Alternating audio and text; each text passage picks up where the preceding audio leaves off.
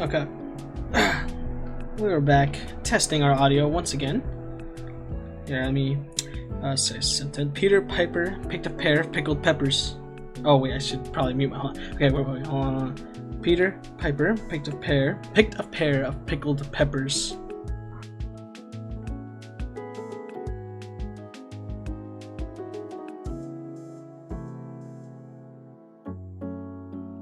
Okay, I gotta be a lot faster. Okay, Peter Piper picked a pair of pickled peppers.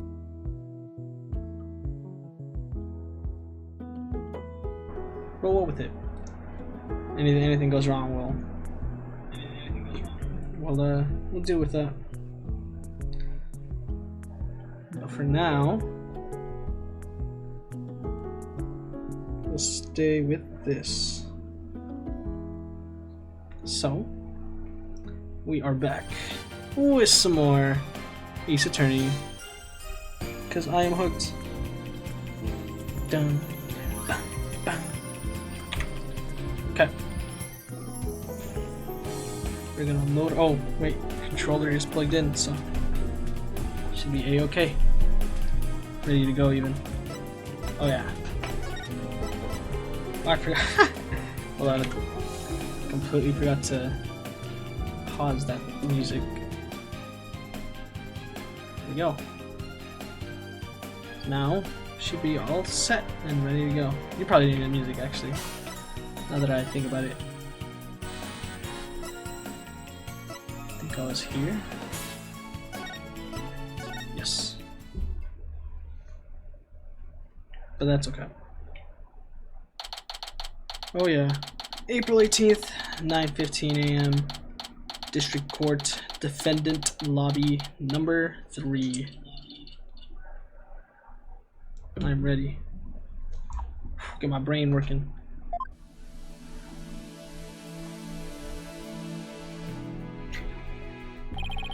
You okay, Athena? You've been really antsy ever since we got here. I'm just excited. This is my first real court case after all. Yeah. A real ball of excitement she is. I know just what she needs. Athena! Eek. Didn't you learn about indoor and outdoor voices? I'm just trying to show you the best way to relieve your pre-trial jitters. By scaring the daylights out of me? No, I find that shouting, "I'm fine!" in a loud voice really relieves the stress. Part of my Cords of Steel voice workout and a must before every trial. You want me to shout? Here? That's right. Here. I'll go first, and then you try. I'm Apollo Justice, and I'm fine. Alright. I'm Athena Sykes, and I'm fine. Oh yeah. That was perfect. I think that actually worked. I thought it might help. Always works for me. An old friend of mine from junior high and I say it all the time. I see. A proven remedy to calm the soul. I like it. Hey, how about we finish with a race around the courthouse?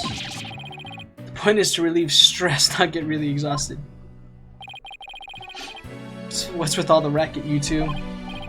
Ah, Mr. Right. Hee hee, just a little voice workout. Hey, what's with the suit? Oh, this? I was thinking about getting my attorney's badge back. That's. Oh, he doesn't have it yet. What? I thought I would have had it by now.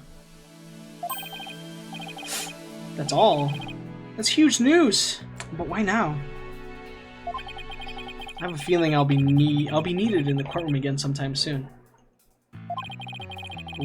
We can talk about that another time. Is there anything? I didn't really get anything new. Okay, I'm ready. Lay it on me. No fair. Inquiring minds want to know. But wow, actually, that's all. Wait. Oh, okay. But wow. I'm so used to him in his usual laid-back clothes. That suit makes him look like $1 million. By the way, have you heard about the prosecutor assigned to this case? Yeah, he's serving time, but before that, he was a prosecutor. He also uses psychology? That's right. I heard of, oh, actually, I need to move my mouse. I think that's what's there. That's right. I've heard the rumors about how he was back before his conviction. Using the power of suggestion, he can make even the most stalwart defendants confess. Psychology in the courtroom. Been hearing a lot about that lately. So he must be a pretty scary guy, considering he's a prison. Oh, actually, I didn't even check. Hold on. Hold. Testing, 1, 2, 3. Please forgive me. Testing.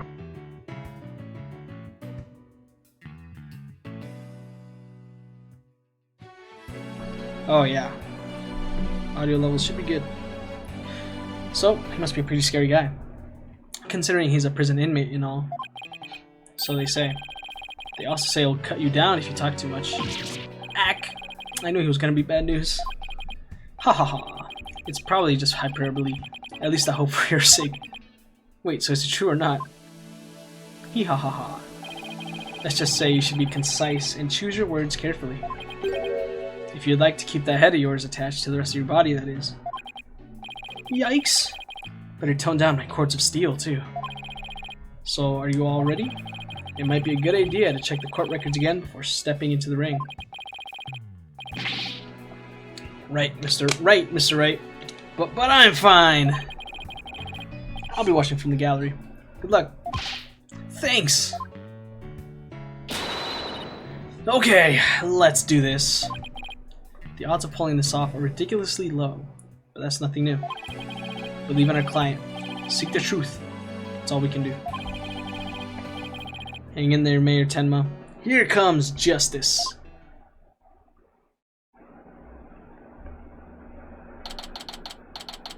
April 18th, 9:30 a.m. District Court. Courtroom, number 4. Day 1. All rise. Court is now in session for the trial of Damien Tenma. Apollo Justice, defense team leader, is ready, Your Honor. I know that big booming voice anywhere. As chipper as ever, eh, Mr. Justice? But who is the young lady next to you? I'm Athena Sykes. Mr. Justice's junior partner, and fresh out of law school. Well now, full of beans too, eh? Excellent. Makes an old man feel young again. Now, for the prosecution. It appears the prosecution is not ready yet. Never fear, for I shall explain. It's just a minor procedural complication, Your Honor. The prosecutor for this case is being escorted from prison as we speak. Prison? Ah, yes, of course. I almost forgot that he is currently serving time. Oh, we got a whole cutscene for this. Yup, Prosecutor Blackwill's an inmate.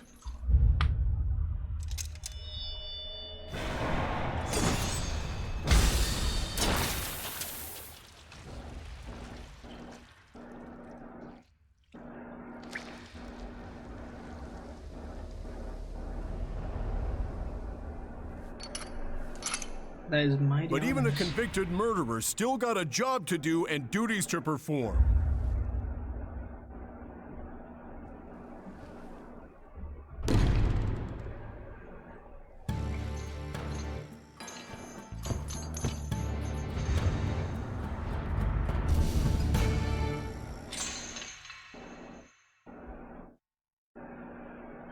I'm ready.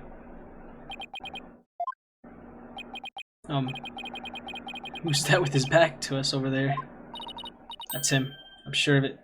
Prosecutor Blackquill. Is the prosecution ready?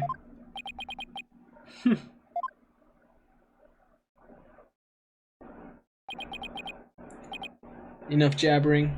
Get on with it already. Ah! Of course, forgive me. Why are all the people related to this case so scary? Very well. Prosecutor Blackquill, your opening statement, if you please. Ah! What's the matter?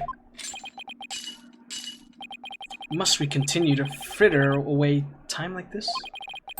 It is all right here. It is all right there in the indictment. An opening statement would be pointless. Pointless? Oh, well, looks like the cat, or in this case, the prosecutor, has the judge's tongue. But we need an opening statement as an overview of the case at hand.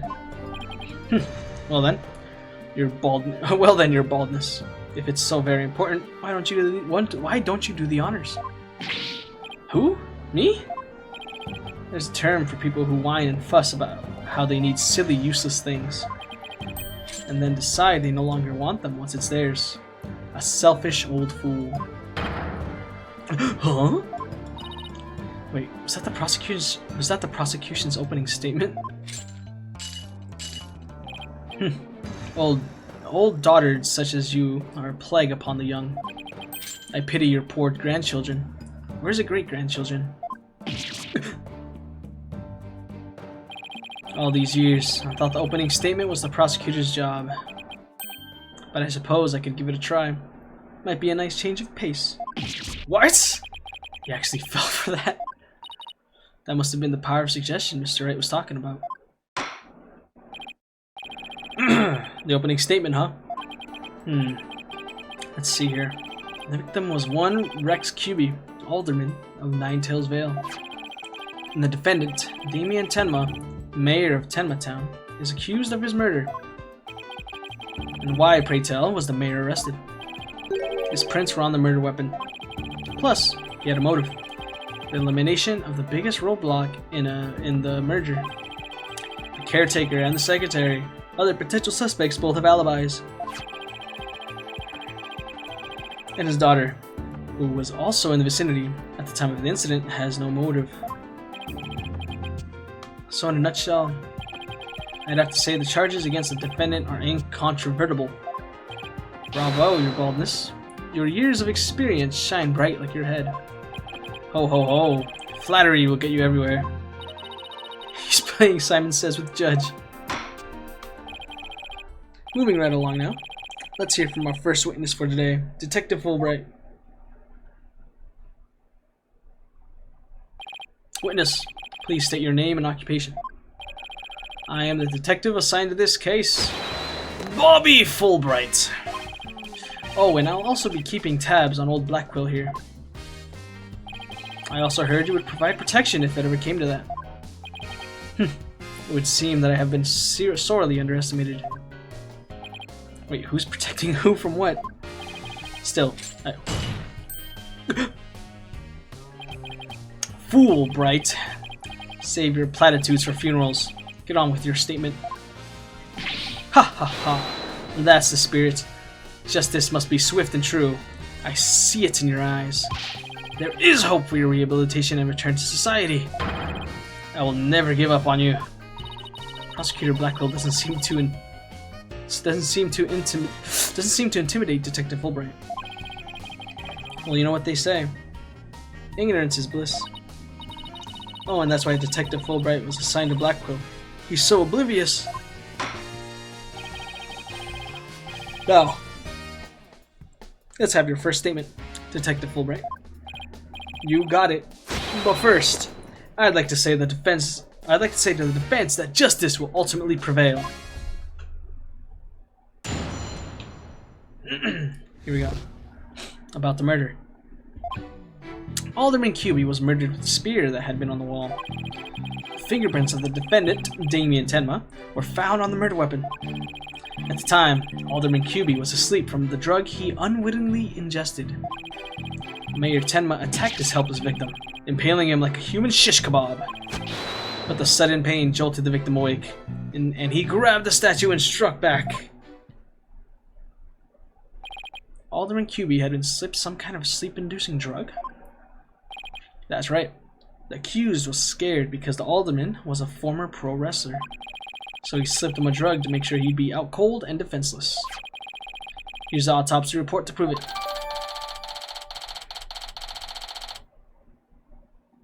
QB's autopsy report added to the court record. And the victim managed to attack his attacker, despite being impaled by a spear? That sounds almost superhuman. Is it even possible? Well, he was a former pro wrestler after all. That spear was probably nothing more than a mosquito bite to him. Objection! Not so fast. Don't try to brush it off. Don't try to brush it all off by saying the alderman had been a pro wrestler. Do you really expect us to believe he could fight back after being skewered by a spear? Never heard of the incredible feats of which man is capable of in a pinch, have you? Like the samurai of yore, wrestlers can battle through intense pain. It sharpens their senses. I used to talk about it with a former wrestler I met in the clink. I don't know. Still sounds a little far-fetched. Does it now? Then perhaps we should test the theory on you with the edge of my blade! I didn't sign up for this.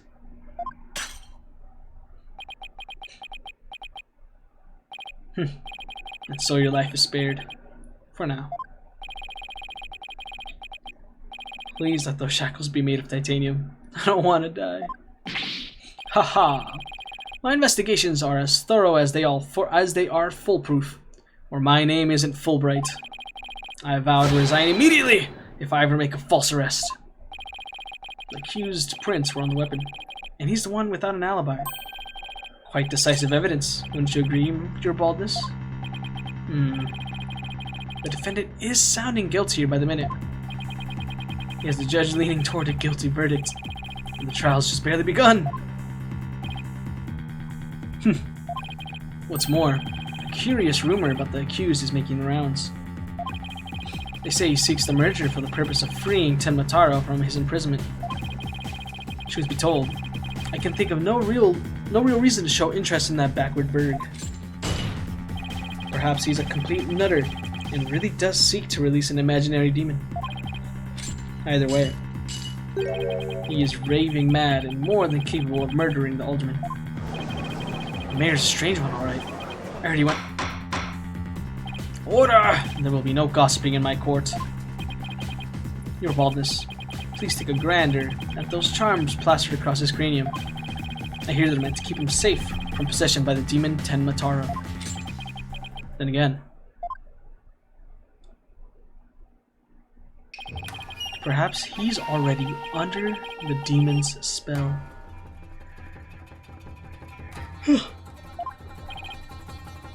Behold, the lunatic appears poised to lunge at you at any moment. Eep! Hold it! Hold it! The rumors and quirks of Mayor Tenma have no relevance to this case. Besides, those charms on his head, they're just a fashion statement, I think. Come to think of it, such things don't seem relevant to the case, do they? The prosecution will refrain from dragging our client's reputation through the mud. Oh, what a dreadfully fearsome lass we have here. Whew, thanks for that lifeline, Athena. Careful, Apollo. He has the judge dancing in the palm of his hand. The power of suggestion is one of the more powerful tools in Simon Blackwell's arsenal. He's trying to manipulate everyone's impression to suit his objectives. This guy really is bad news. In any case, it seems the victim did manage to defend himself, despite being impaled. What sort of weapon did he use against his attacker? None other than this statue right here. It appears to be a statue of two strange creatures locked in battle. Two yokai to be exact. On one side is the nine-tailed fox, and on the other, Tenmataro. Quite interesting if you think about it. It's as though this very case were rendered in art. Fox and demon statue updated.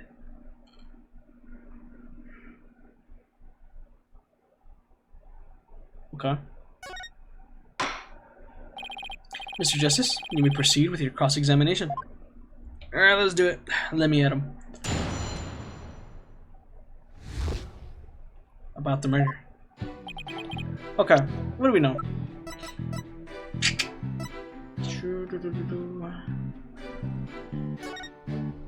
Calling, they pass each other to bend.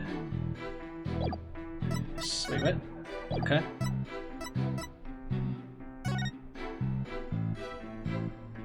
Okay. Okay. I think. The weapon used. Okay. Mayor.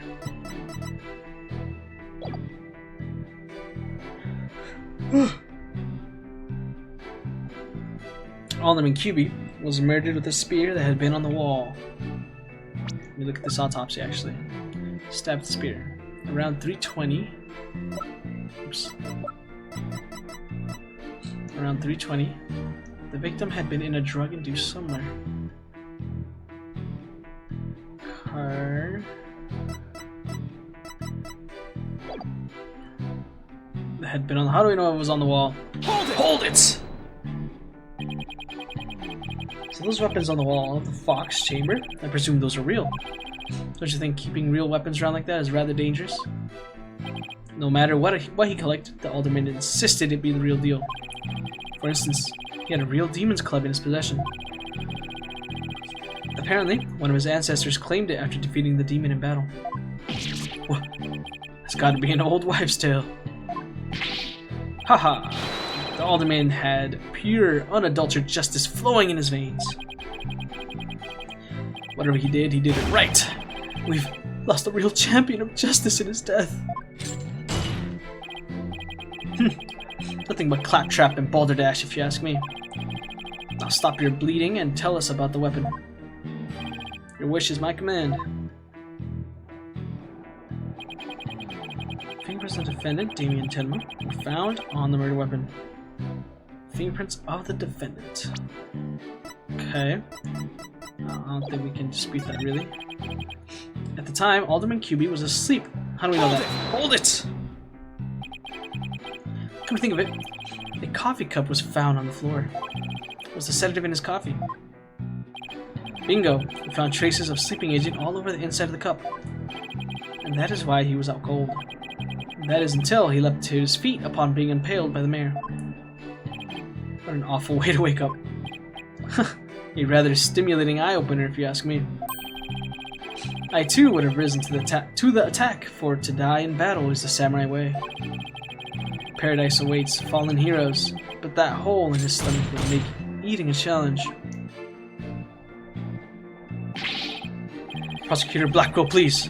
Those morbid jokes of yours have no place in this court. Says the jester in detective skies. Moving right along.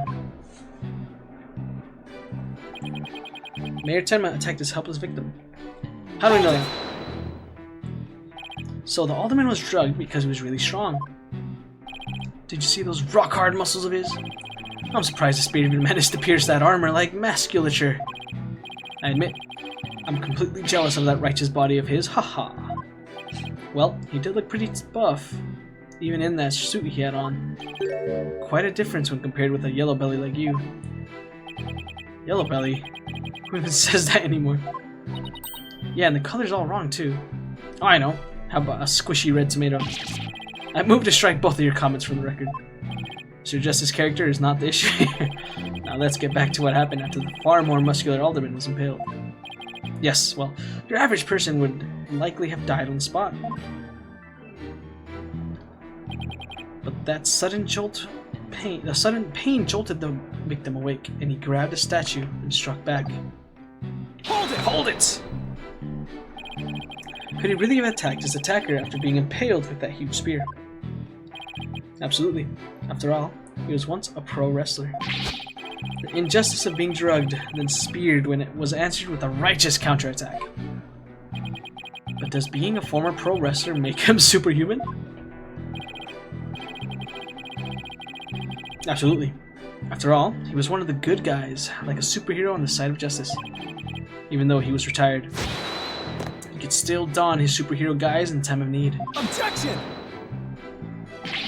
You need to lay off the comic books, detective. We're talking about real life here. Setting aside the half-wit's flight of fancy, the fact is this. The court-ordered post-mortem concluded and the victim moved after his skewering. So he found the strength to somehow attack his attacker, huh? Detective Fulbright's testimony sounds airtight. No wonder he's so confident. No, he only thinks it's airtight. It's up to us to poke some holes in it. The part about the alderman fighting back sounds like a big hole waiting to be poked.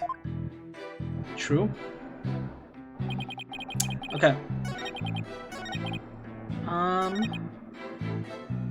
Maritime attacked his helpless victim, impaling him like he was just about.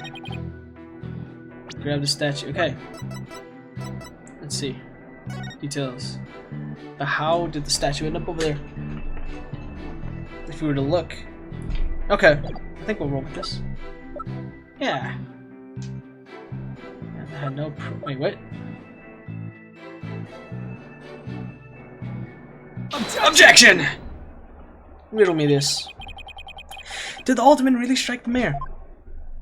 What? Are you questioning my sense of justice? Your so-called justice needs to find itself a pair of legs to stand on. You claim the alderman struck back after the mayor put a spear through him. But the statue he supposedly used to defend himself creates a major hole in your theory. It would appear that the defense has a counter-argument. Very well, let's hear what the defense thinks is odd about the detective's theory. Well, if he really picked it up, there would be fingerprints. There are no fingerprints on this supposedly crucial piece of evidence. And if you look at the crime scene photo, you'll notice that the alderman isn't wearing gloves. Yes, I believe he is quite gloveless indeed. If he touched the statue with his bare hands, he would have left some fingerprints. Detective Fulbright, you did take that into account during your investigation, didn't you? This can't be happening! Did I arrest the wrong man? Murmur. You did it, Apollo. You knocked Detective Fulbright off his high horse. Well, it's just 1 point in our favor. Who do you suppose clubbed the mayor if it wasn't the alderman?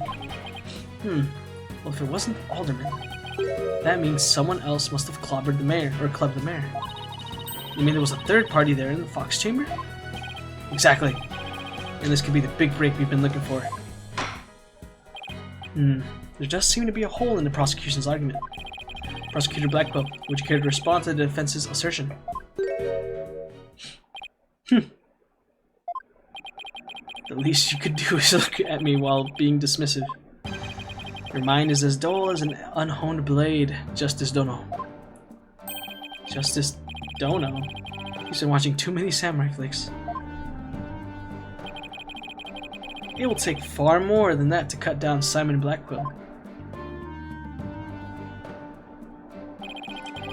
A whelp such as you has no hope against my superior swordsmanship. This is a trial, not a sword fight, Prosecutor Blackwell. There's a perfectly good explanation for the lack of prints on the statue. You might recall that blood-stained cloth found at the scene of the crime. Well, it just so happens that the blood was the mayor's.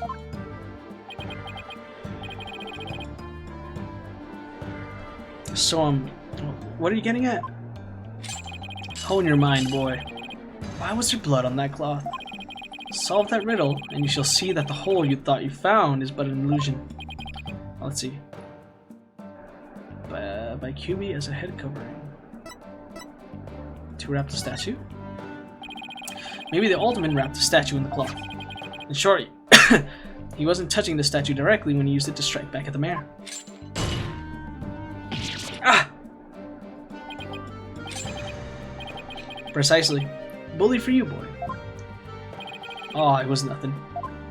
Apollo, don't let him start manipulating you too. You just closed the hole for the prosecution. I did? Ah! I did! Right. That was a statue. Right. That a statue wrapped in cloth would leave no fingerprints is plain as day. But this also proves there are no holes in our theory of the alderman striking back. Oops. Arg! Fox and Demon statue updated in the court record. Hold on. Let me see this. I see. Okay. I can see that. Okay. Now do you see how dull your mind is? I'll make sure to sharpen it next time. A particularly frightening inmate once told me that. He always tenderly honed his blade before he went to work. Like the samurai of yore. Samurai? Sounds more like a homicidal maniac to me. Actually, he was working in the prison kitchen at the time. Wait, so the inmate was a murdering samurai prison chef? It would seem that the victim and his killer were the only ones there after all. I was kind of attached to that whole... Now what? Apollo, I've just thought of something. If they didn't find anyone's fingerprints on the statue, who's to say someone other than the alderman didn't hit the mayor with it? Why didn't I think of that? Anybody could have not left prints on it. Then who, pray tell, struck the mayor with the statue? Please, illuminate us with your wisdom, young lady. There's only one answer. The real killer!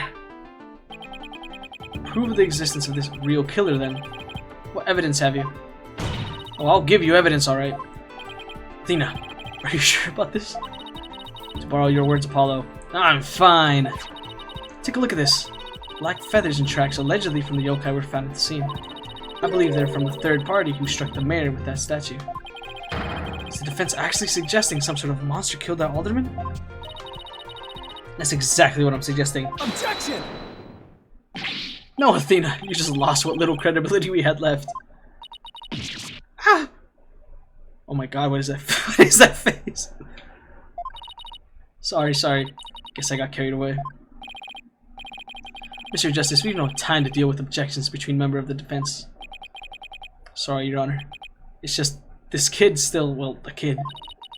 Ouch, you meanie. I'm reporting this to Mr. Wright. So, is this court to believe the feathers and tricks are from a yokai, as you put it? No, Your Honor. I believe they're a fabrication. The real killer wants us to believe some sort of monster murdered the alderman. Interesting. And why do you suppose the killer would do that? Why indeed? Mr. Justice, you seem as new to this as your partner is. Ouch! This, I'm not reporting to Mr. Wright. Oh boy. Oh. Hoy, Fulbright explained to his baldness what these brats are missing. You know, the who and why behind those feathers and tracks. What? You mean you can explain all that? Haha, our investigative prowess is without equal. I'm starting to think I chose the wrong profession. Very well. Let's hear about these so-called yokai feathers and tracks.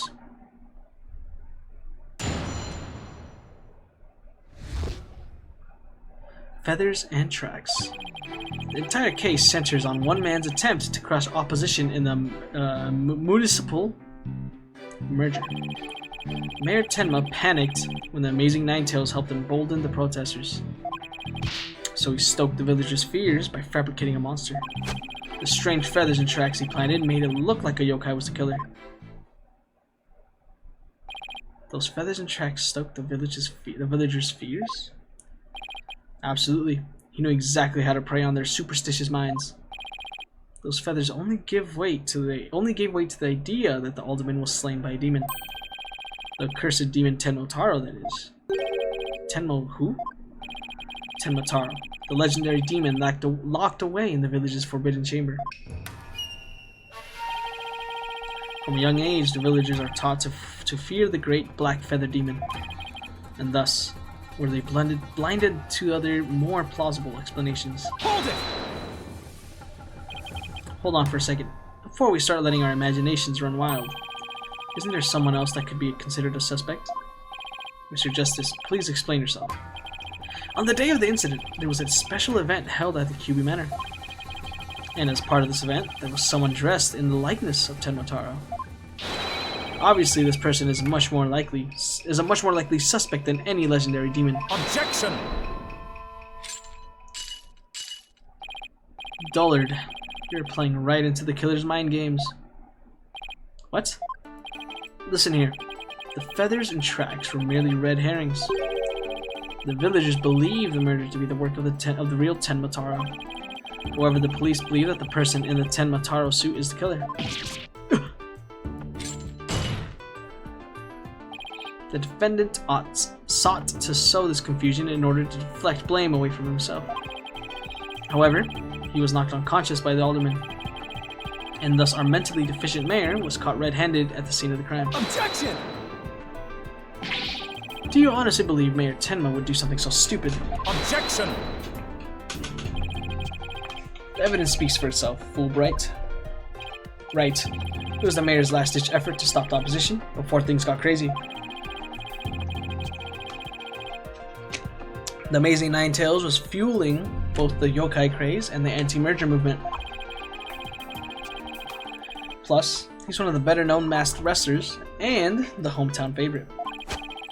That's why the mayor panicked and set out the path of injustice. But do the people of Nine Tails Vale really believe a yokai is behind the crime? Yokai sightings are an everyday event there, so I wouldn't be surprised if they did. I must say, a crime that preys upon the innocent, impressionable minds. Just so, a particularly silver-tongued inmate had once had the following words for me. The innocent of heart are the easiest prey. You don't say. Was this inmate a con artist? No. He was framed for the murder of his beloved. I actually felt sorry for the poor chap. Wait, so he wasn't the predator, but rather the prey? Yes, well. Now then, the defense may proceed with their cross-examination. Now let's see it. Here we go.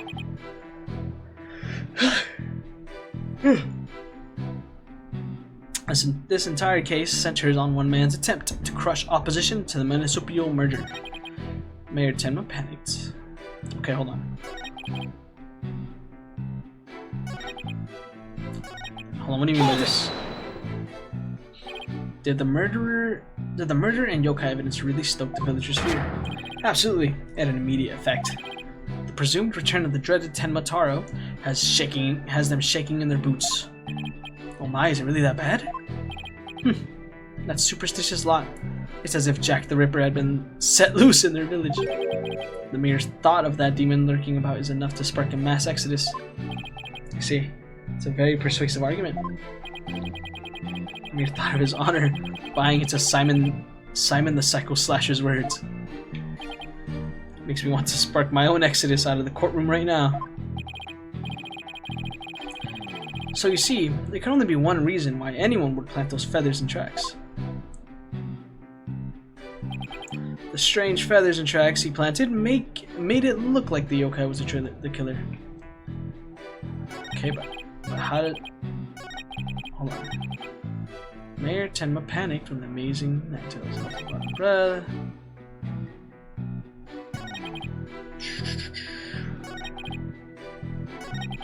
Strange feathers and tracks he planted made it look like the yokai was the killer. How do we know he planted them if he was unconscious?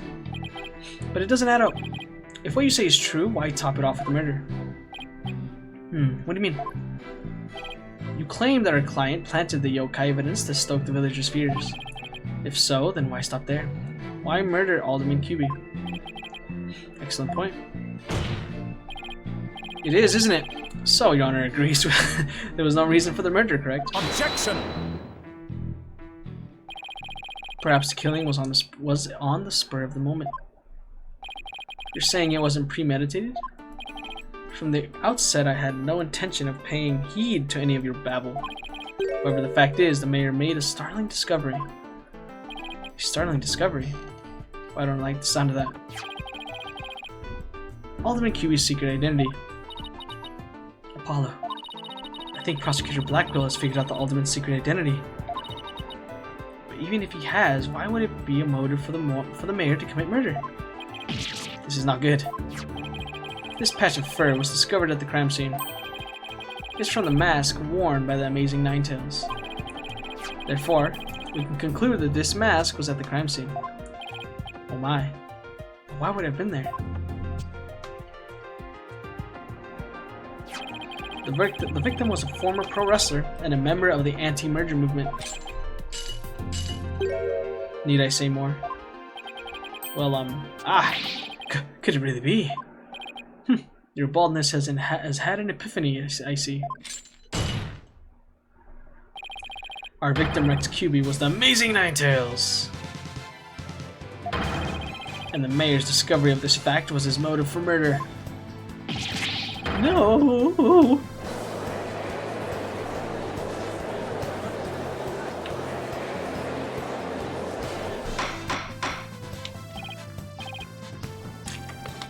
Order! Order! What a shocking development. A motive clearer than crystal clear. What do we do now, Apollo? I didn't think they'd tie the Alderman's secret identity to the mayor's motive for murder. At last, we reached my real point. Why did the Alderman have to forge a secret identity? Does it pique your interest, your baldness? I admit it does. It is odd that he had to create this other persona, just to secretly participate in the anti-merger movement. Very astute of you, your baldness. Right, now take a look at this. Oh, what is this? Blackmail letter. If you value your dearest life, you will merge Ninetales Vale with Tenma Town.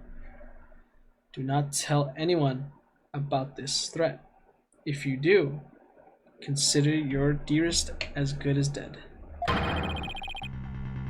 This blackmail letter found in Alderman QB's pocket. What? At present, the Alderman's wife is in the hospital. And that letter is clear evidence that the mayor was blackmailing him by threatening her life. Wait, didn't the blackmail letter sent to Mayor Tenma go missing? Right after the Alderman's murder? Think maybe the killer took the letter from the mayor after the murder and planted it to the Alderman's pocket? It's possible. We don't have any proof that that's what happened. Talk about being up the creek without a paddle. Blackmail letter added to the court record. Mayor Tenma would have made a clean getaway if he just left after planting the yokai things. But he was knocked out cold by a sudden decision to kill the Amazing Ninetales. So it was the Amazing Ninetales counterattack that brought the entire crime to light. Wait a sec.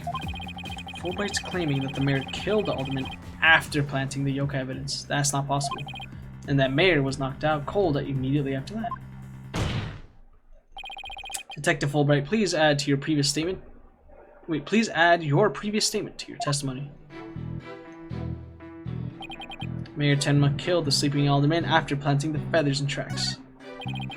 Hard to believe that a stiff, humorless man like the mayor could be behind such a stunt. We have to do something, Apollo, before they pin it all on the mayor. And we're going to need to prove that Mayor Tenma didn't plant that yokai stuff. How are we supposed to do that? This entire case centers on one man's attempt. Oh wait, hold on.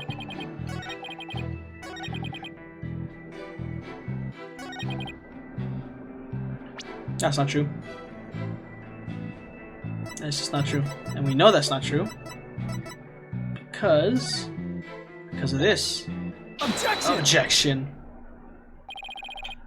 Detective Fulbright, your sense of justice is anything but fair. What's this? You dare question my justice again? Yes, and I'm going to prove it to you. Take a look at this photo.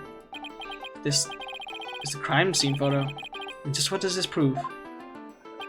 It proves when the feathers and tracks were planted. But I already told you, they were planted before the murder. The defendant planted the yokai evidence, then was knocked out while killing his victim. That would be impossible. I feel like right here it's clear when the feathers and tracks were left at the scene. Yes. Take that! Take that! Aren't you just pointing to the yokai feathers and tracks, Mr. Justice? Yes. See how the feathers are on top of the blood, and the tracks were made in blood. In other words, the yokai evidence could have only resulted after the murder. Then the mayor must have planted the evidence after killing the Alderman. But you said it yourself. The mayor had been knocked unconscious thereafter. There would have been no time for him to plant any evidence at all. Therefore, there must have been someone else besides the mayor and the alderman at the crime scene. Oh yeah, we're back in it.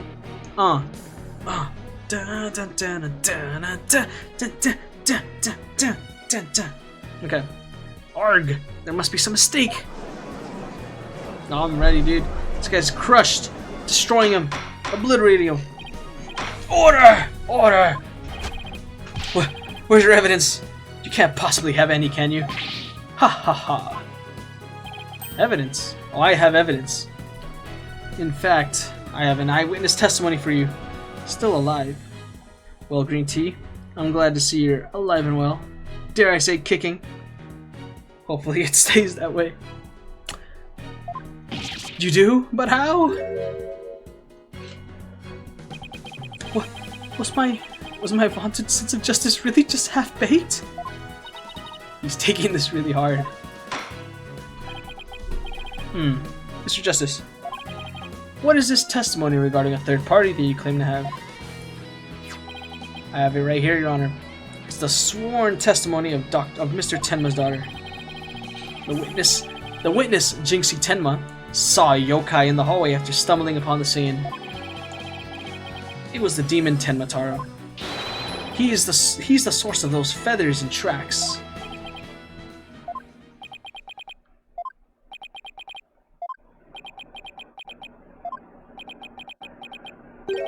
Will somebody please say something?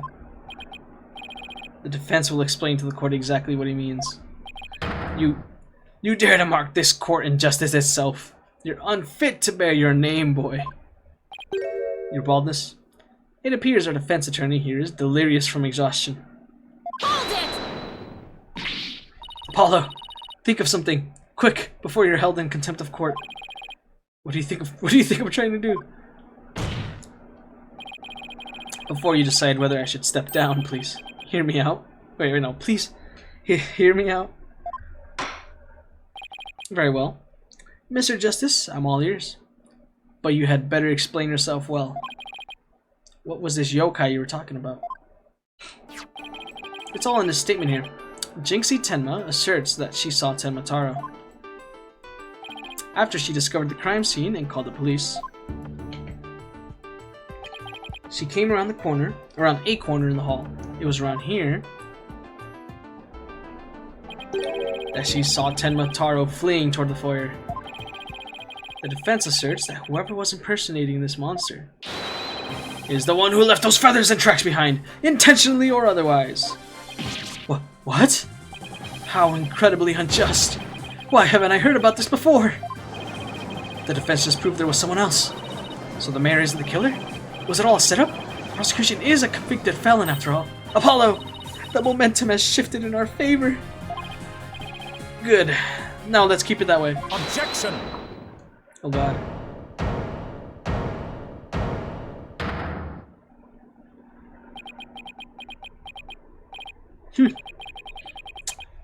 Little do you realize that though you are in the midst of a fray, your sword is broken. My sword? I didn't know I had one to break. Are you implying there's a problem with my claim? Consider this. If that yokai impersonator had indeed fled toward the foyer, that fool and that fob and that fop would have seen him. Fool and fop. Oh, you mean Filch and LaBelle? Now that you mention it. Both Phineas Filch and Florent LaBelle were in the foyer at the time. But they haven't stated that they saw a yokai, have they? Did you ever consider that yokai was but a figment of a scared little girl's imagination? Why didn't those two see the Tenma Taro impersonator pass by? Why don't we ask them ourselves? I was just about to say that myself. No, really, I was. The defense would like to call Mr. Phineas Filch, caretaker of QB Manor, to the stand. I just know he must have seen something. I suppose we can't ignore the fact that the little girl believes she saw a monster. I trust you have no objections to Mr. Justice's request, Prosecutor Blackquill. I understand that Mr. Filch is enjoying a nap out in the lobby. I knew that Tanuki was a rare find. But when we captured him, I didn't think he'd end up a witness. Do with him as you will. Did you just say captured? No, wait. I don't want to know. Very well. Or very well then. Bailiff, please go awake Mr. Filch and escort him to the witness stand.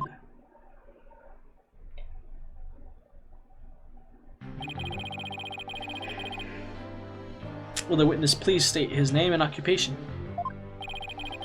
The name's Filch. Phineas Filch, caretaker of QB Manor. Owen, this is for you, your lordship. Just a little something I thought you might like. Oh my, what a fabulous pair of shoes. And your honor will do just fine, Mr. Filch. Ah, it's just those shoes again. Don't they belong to Detective Fulbright? Don't tell me Finch stole them again. They're all yours, your honor. Your honorship, sir.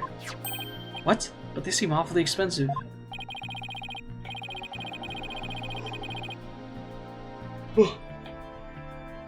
Yep, too expensive for me, but I reckon they'd be perfect for someone like your lordship. It's a kind gesture, but legal ethics dictate I can't accept such gifts. Oh, ethics schmethics. Just take them if you want them.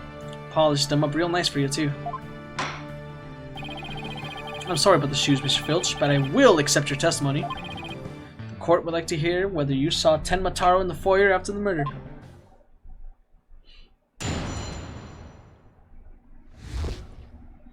Guarding the foyer. At the time of the murder, I was on guard duty in the foyer, just like Mr. QB asked. I was making sure no one, fair, foul, fishy, or otherwise, could get to our guest. I was still in my office keeping a good watch when the murder happened after 3 p.m. I didn't see nothing out of the ordinary, no sire.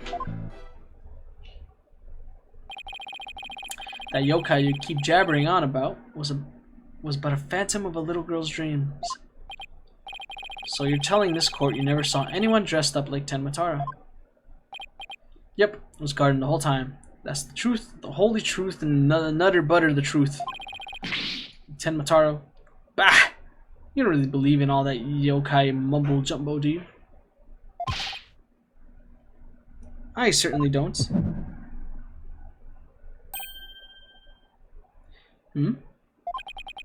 My bracelet. It's... Something the matter, Apollo?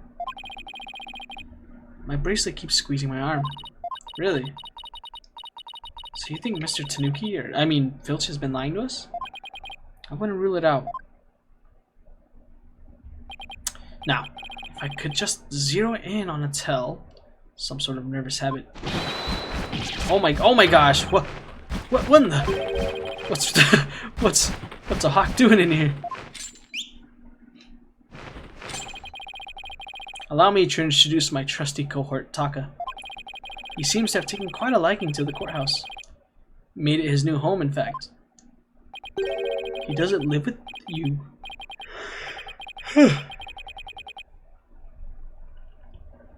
He doesn't live with you, you know, in jail. Who's ever heard of a courthouse bird? Taka simply loathes trickery and fraud. And that queer power of yours seems to have offended my dear bosom buzzard. This isn't some sort of trick or... Oh my gosh. Arg! I won't be able to spot squat like this. What in the heck's going on around here? Run for the hills. No pets or other animals allowed in the courtroom. Ah! Somebody help! Oh, he's merely having a bit of sport. He won't harm you, save when truly famished. In that case, Prosecutor Blackquill, you will ensure your feathered friend is properly fed. Looks like we have to do this the old-fashioned way. We'll be fine, I think. If there was someone dressed as Tenma Taro there, Filch would have seen him. We'll just have to put our faith in Jinxie's statement for now. Mr. Justice, please proceed with your cross-examination.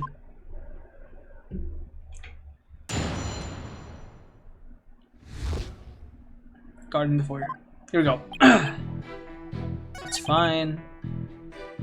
sure that's fine. The murder happened after.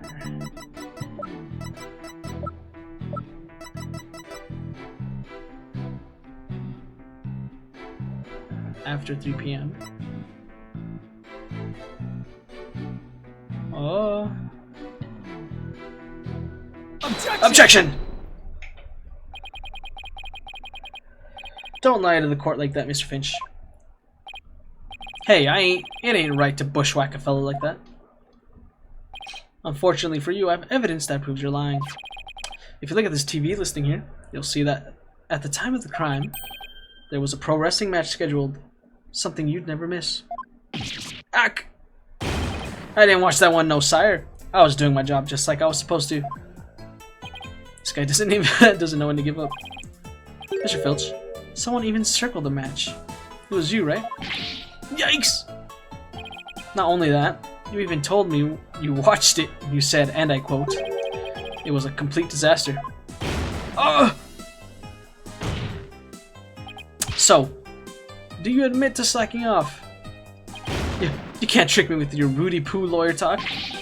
I'm one of them professional types too.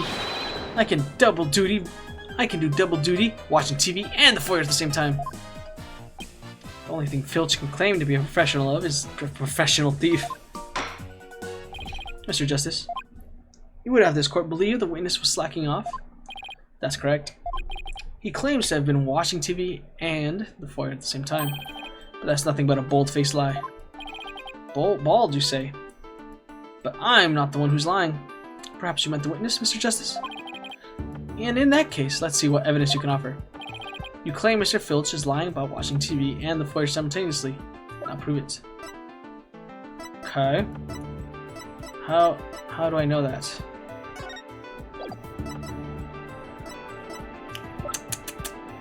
How do I know that indeed? Oh wait, I know. Hold on. She says, wait. Hold. I know it's here. Foyer, she was carrying a salad. She couldn't call for help because there was no one else in the hall.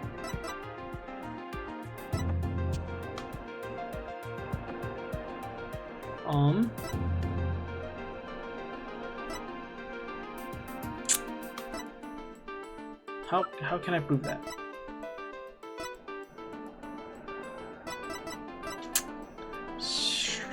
The victim had been drugged. Take that! This piece of evidence here clearly exposes Mr. Filch's lie. How does that prove anything?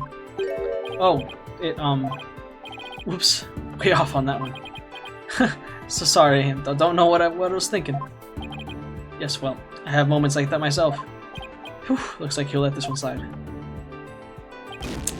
But random guesses and speculation must be punished. Apollo, we should think about how Mr. Filch was when he... Oh, okay. Please let me try that again. The defense will look before they leap it. Oh!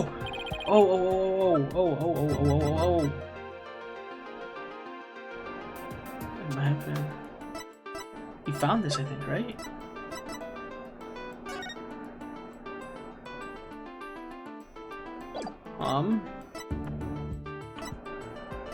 I think it wasn't that. It might be this mask. Hold on. Defense.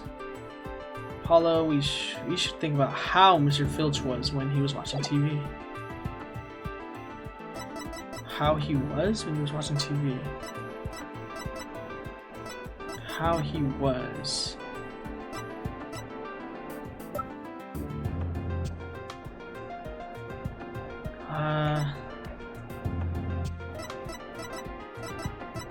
I don't even think I have anything. Let's see.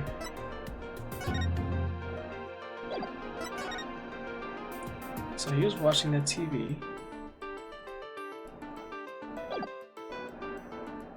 Oh wait, no, that's not possible. Oh, I'm so stupid. Take that. Please take a look at the direction the TV is facing in this diagram. Now, unless Mr. Filch has eyes where his right ear should be, I think it would be impossible to watch the foyer entrance and the TV at the same time. Why, yes, Someone watching TV there couldn't possibly see the entrance. Exactly. And that means, Mr. Filch, you were slacking off and you were not watching the foyer as you claim. Yipes. Bags out of the cat. Or, I mean, other way around. Someone had to give him a crate. Order.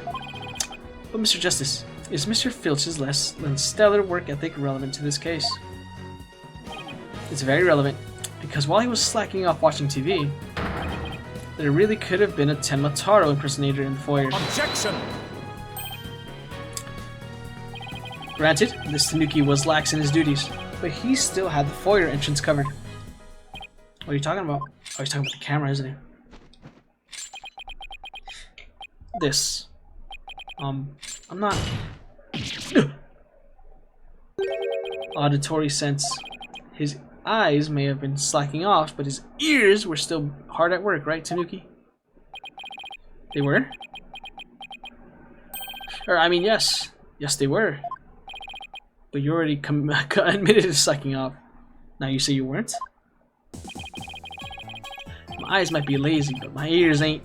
I would have heard anyone in the foyer. Aha! You see, the foyer floor and the stairway got all creaky squeaky when someone walks on them. Creak, creak, creak. Loud enough to wake the dead, I reckon.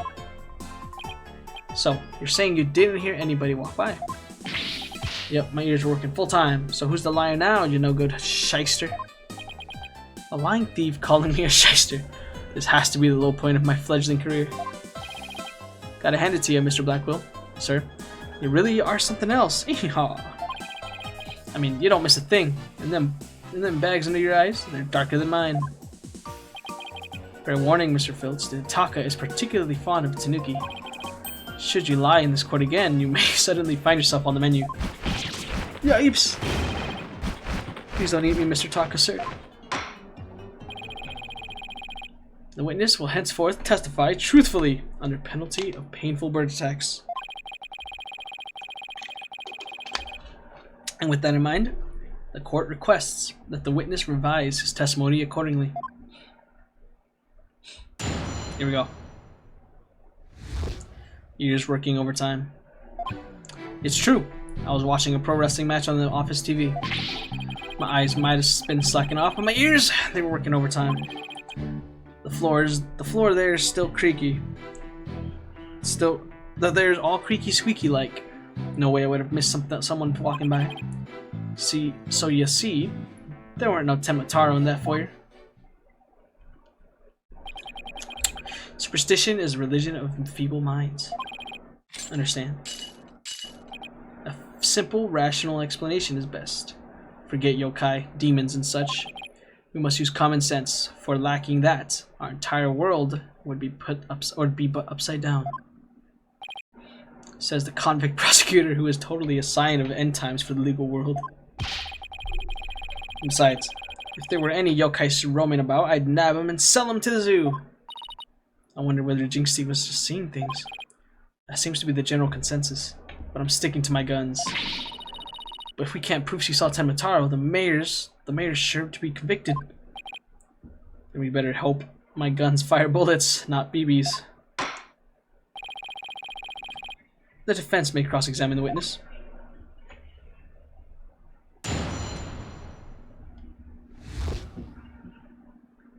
Ears working overtime. Okay. But my ears, they're working overtime. Floors creak up. No way I would have saw walking by. Floors there's all squeaky. Hold it! What do you mean by that? So you have pretty good ears, Mr. Filch?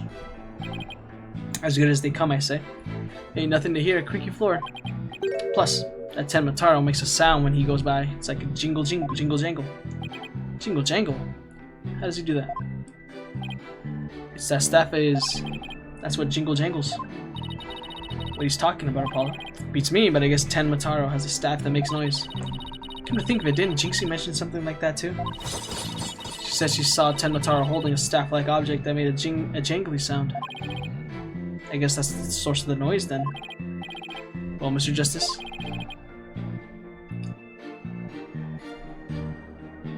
Yes. Extremely vital. I request that it be added to his testimony. If Tenmataro was to pass by, his staff would have gone jingle jangle. Okay. Let's think about this. Let's think about this long and hard. Let's see. If Tenmataro, his staff would have gone jingle jangle.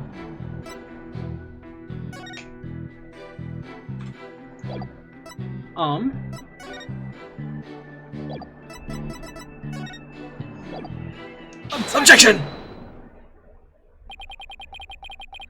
Tenmataro's staff would make a jangly sound, you say? Well, I'm going to say that your story doesn't add up. Is there something the defense would like to share with the court? Mr. Filch, you say that you didn't see Tenmataro on the day of the incident. Why then did you assume just now that Tenmataro would be holding a staff? Huh? You see, the Tenmataro Jinxie saw held this staff in his hands. And she described its sound just like you did, as a kind of jangly sound. Yeah, so he was holding a staff. What's your point? Objection! The point is that Tenmataro doesn't use a staff. Not normally. What are you talking about? You see, this is the only known document depicting Tenmataro. Is there a staff in that picture, Mr. Filch? You're right, there's no staff. Not even a cane or a walking stick. Ack. So the question is, why does the witness think Tenmataro uses a staff? I believe the answer will overturn the prosecution's case on the most basic level. Well now, this is getting interesting. Alright, Mr. Justice, it's time to show the court where you're going with this. Please tell the court why Mr. Filch believes Tenmataro carries a staff. Because he saw him. Mr. Filch actually saw Tenmataro right after the crime occurred. That's the only way you could possibly know about the staff. Busted again! Bloody! Yes, how'd that feel, Black Quill? Not so fun when you're on the receiving end of the blade, is it? Admit it, Mr. Filch. You did see Tenmataro that day, didn't you? Well? I'm begging you, please don't make me say it. But clearly you did see Tenmataro. Stop stalling and testify to that fact. No can do, no way, no how. You ain't got no idea how terrifying he can be. He? Mr. Filch still won't admit to seeing Tenmataro, even though everyone else knows he did. The question now is why? Is that why he can't admit to the truth? Come to think of it. They say you must not gaze upon Tenmataro, but in the event that you do look, and then tell anyone what you saw, Tenmataro will claim your soul. Jinxie wouldn't admit to seeing Tenmataro after hearing about the village superstitions. She said that if she told anyone that she had seen Tenmataro, he'd claim your soul. Wait, you think Filch believes that too? Ah, so Mr. Big Time City Slicker Lawyer has heard about him? Them old village superstitions? Will the defense please explain what the witness is talking about? The people of Ninetales Vale believe some pretty strange things. And their superstitions may be the reason our witness here can't admit the truth. The truth that he really did see Tenmataro. Darn straight, that's why. It's all right here. Let's see. Do not gaze upon Tenmataro. Do not tell others if you see him. Ignoring the superstitions will cost you your soul. There is, however, one way to save it. Your immediate departure from the village. Freeing him will bring ruin upon the village. Okay. Ignoring the superstitions will cost you your soul. See? That's why us folks in Ninetales Vale can't talk about Tenmataro. Village superstitions added to the court record. Hold on. Let's look at this. That clears up our one mystery. The killer took advantage of the superstitions by wearing a Tenmataro costume. They knew that that way no one could talk about him, so it was as if he never existed. The defense holds that this Tenmataro impersonator is the true killer. What? Objection! Superstitions, you say? What kind of a fool would actually believe such rubbish? And that was using some silly fairy tale could so easily expose the culprit. You'll need to come up with a more rational, common sense explanation from that. Objection! Your common sense seems awfully narrow-minded to me, Prosecutor Blackwell. Objection! Try living in my world of narrow cells, mortal danger, and dark, sleepless nights. There's no lack of superstitions in the Clink, but few are those who truly believe in them. Objection! Well, the village superstitions are real enough to the people of the Ninetales Vale. A life or death superstition might even make you a believer.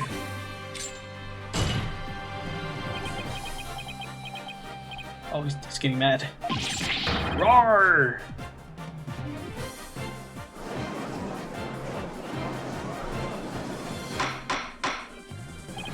Order! Order, I say. You fool of Tanuki, 2 times now your lies have cost me. Sorry. I promise not to do it again. Taka, my fine feathered friend. Have at him! Yipes! He's gonna eat me alive. Head for the hills. Oh, he ran. Oh, he took off. But bailiff, what are you waiting for? After him and with your fastest men. That's certainly not something you see every day.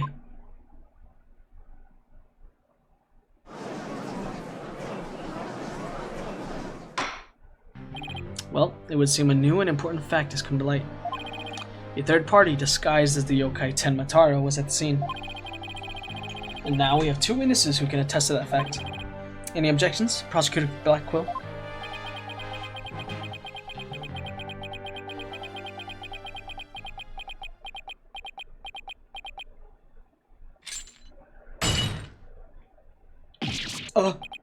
Uh-oh. What? Huh? Ah! His shackles! I'm too young to die! Justice, Dono. Long has it been since I've been forced to draw my blade. You had best say your prayers. Eek!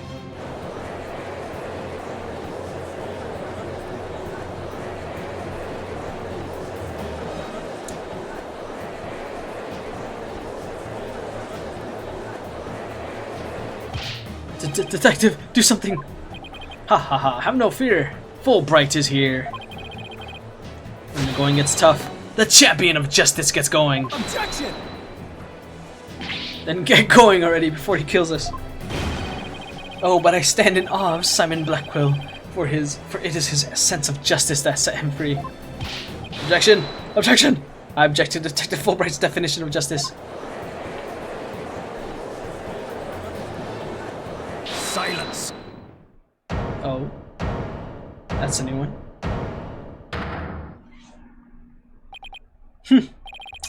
I'm not in the habit of cutting down on armed cowards. Oh, well, in that case, Prosecutor Blackwell can ask you to, you know. I think the judge forgot he's in charge here. So, Justice Dono's assertion is this. Tenma Taro is the real killer, not Mayor Tenma. According to him, there was a yokai at the scene of the crime. Right, and that yokai, or rather whoever was impersonating him, killed Alderman Kyubi. Silence!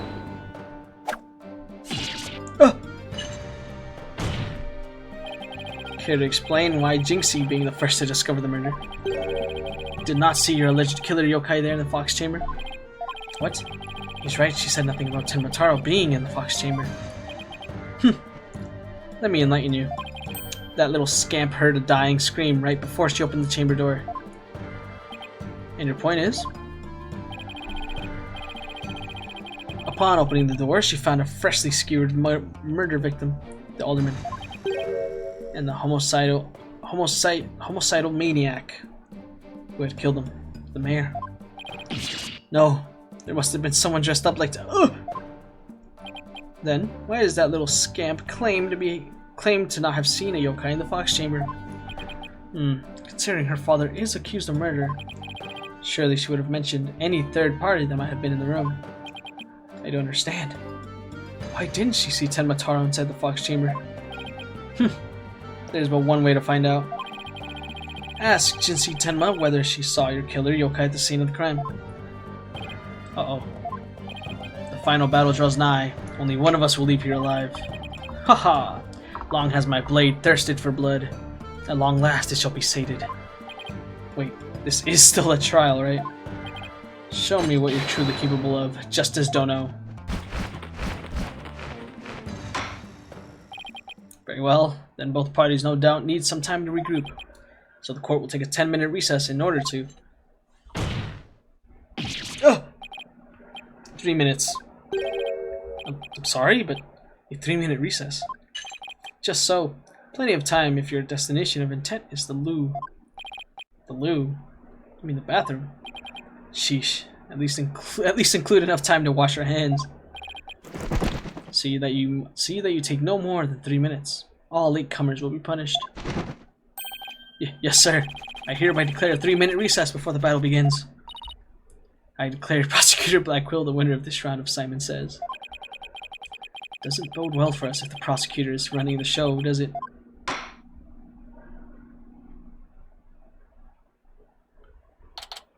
April 18, 10:40 a.m. District Court, Defendant Lobby Number 3. He busted out of his shackles. Yeah, what was that all about? Guess they don't make shackles like they used to. Better be careful, Apollo. You really brought out the samurai in him. Especially after you proved there was a Tenma Taro impersonator at the manor. What's with that guy and the whole samurai act, anyway? Such fine swordsmanship. That is no mere act. Mr. Justice, it's high time I challenge this jailhouse prosecutor to a duel. No, wait. Let's save the dueling until after we prove your innocence. I suppose it could wait till later. Does anyone remember we're conducting a trial here? Athena, I'm going to wash up. Remember what Blackquill said, Apollo. Don't be late.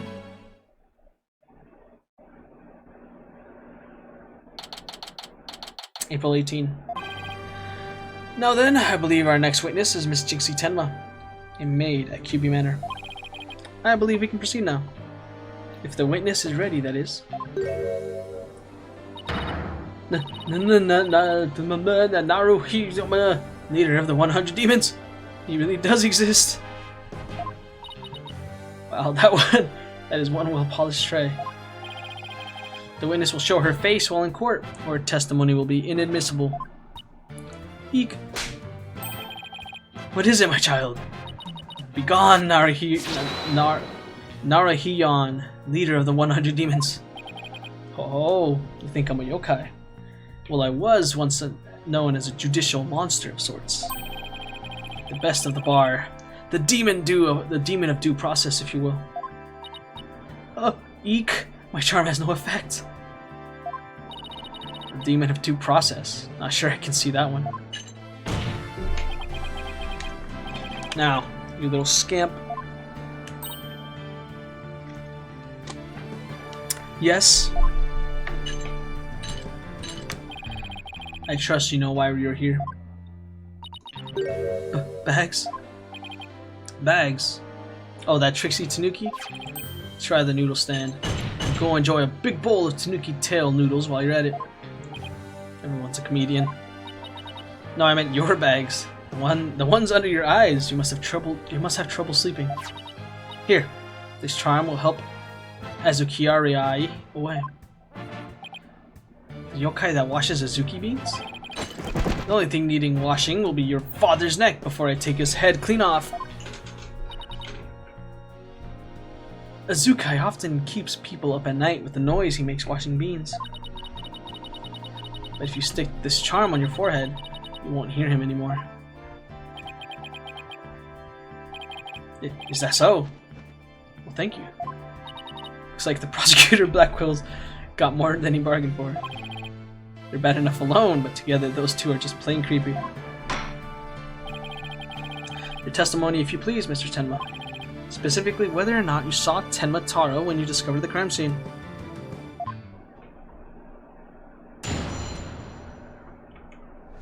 Oh yeah, here we go.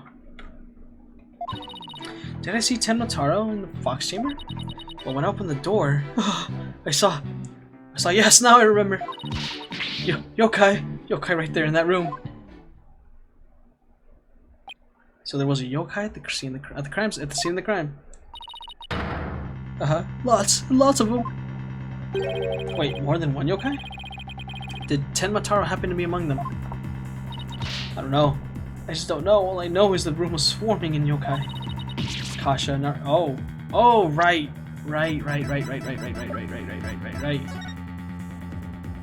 Because there's like a bunch of statues in there.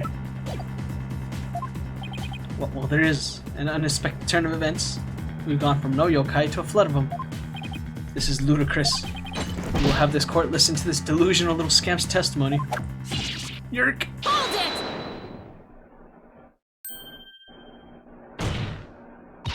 Your Honor, I believe her memory is simply clouded by fear. But a quick therapy session should ease her mind. With the court's permission, of course. What a fabulous idea. Please, proceed, Miss Sykes. You sure you know what you're doing, Athena? She's obviously not herself. The trauma of discovering that crime scene and fear of testifying have her dazed and confused. A regular ball of confusion. But my analytical psychology-based approach should be able to help. Any objections, Prosecutor Blackwell? Shall we let Miss Sykes proceed? It makes no difference to me. Do as you will, but I doubt we shall get any viable testimony. She'd be better served by bearing witness to the sword skills I forged in the distant land. I'll show you.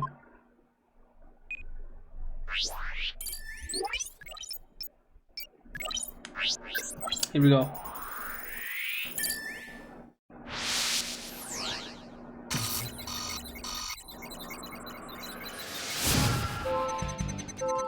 Did I see Tenma Taro in the Fox Chamber? Well, when I opened the door, I saw. Yikes! Now I remember. Yokai right there in that room. Found something.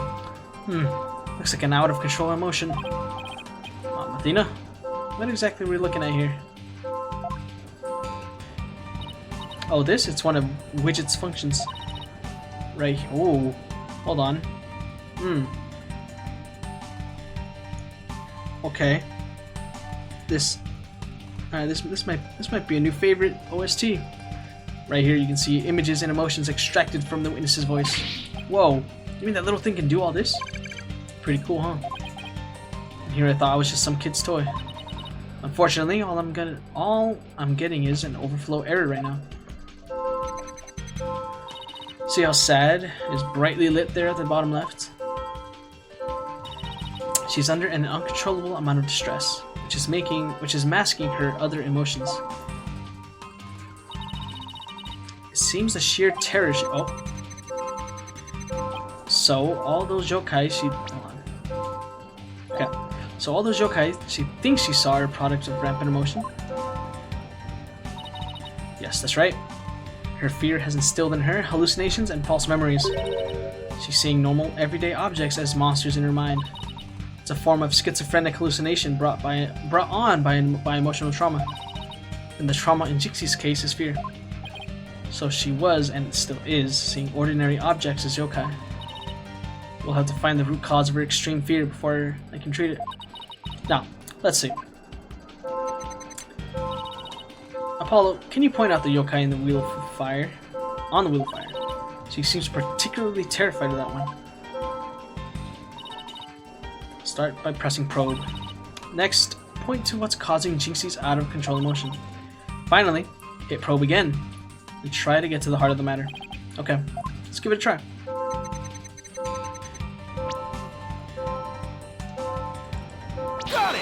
Got it! Jinxie, what's the name of that yokai in the Wheel of Fire? That's Akasha, a yokai that steals the bodies of the recently deceased. I bet it came to steal the aldermans. It's almost creepy how well that fits the actual situation. Exactly. It's a form of hallucination where the patient can't see things for what they are. There must be something at the scene of the crime that she's mistaking for Akasha. Apollo, you need to point out what she thought was yokai in the field of fire. I think I know the answer now. Jinxie, this wasn't Akasha you saw. Could you possibly mistaken this for the Akasha? The chandelier? Take that! The light fixture. This one right here. It has a flame design and is up there on the ceiling. There was never a yokai on a wheel of fire. The Akasha you saw was just a light fixture. Eek!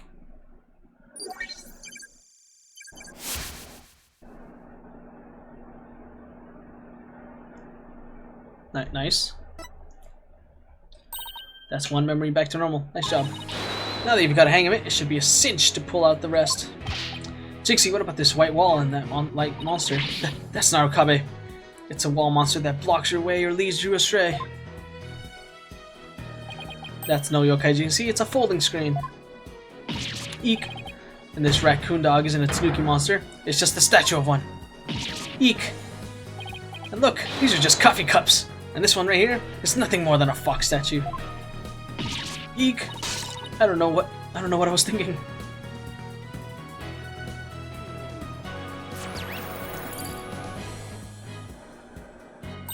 You did it, Apollo. Your extreme fear is under control now. It was just my eyes playing tricks on me. There weren't any yokai after all. See a clear statement. That's the power of psychology and your intuition, Apollo. And just like we thought, there were... Oh. Oh no. So the defense is asserting the exact opposite of the original assertion? Wait, Jinxie, what about Tenmataro?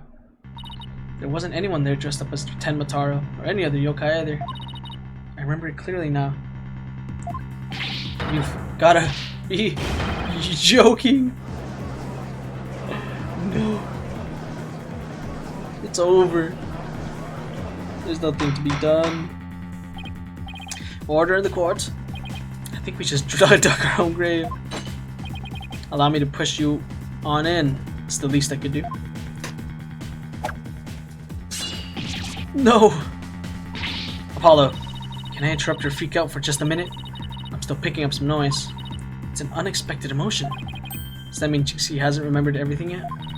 Exactly. We should be able to get something else out of her. I'll enter the new information we have and run an update.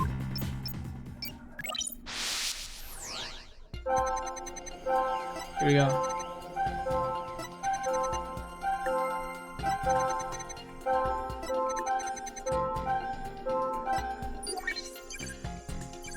Okay.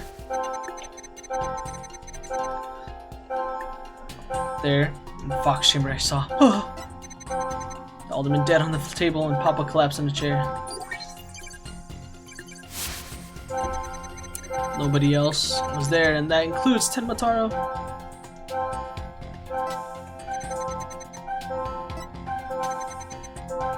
Okay. Wait, what am I supposed to do? Trying to find emotions that contradict her statements. So if I find contradictory emotion, I should point it out. That's right. But it's not just contradictory emotions you should look out for. You should also keep an eye for sudden changes in an emotion's intensity. Okay. It's important to compare how the same emotion changes throughout the testimony. Okay, I'll give it a shot.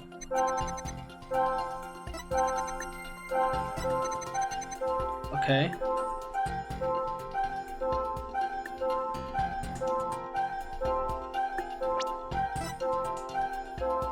Got it! This seems like an unnatural reaction. Really? Because I don't see it that way. So it is an unexpected given her testimony. Hello? Is there anybody in there? Just nod if you can hear me. Yes, there's someone at home, and that someone is going to try that again. Okay. Okay.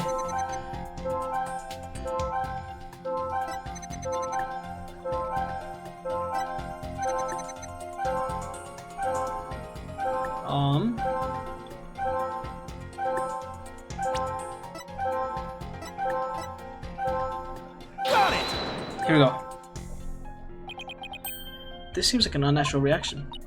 Oh, okay. Well, hold on, man.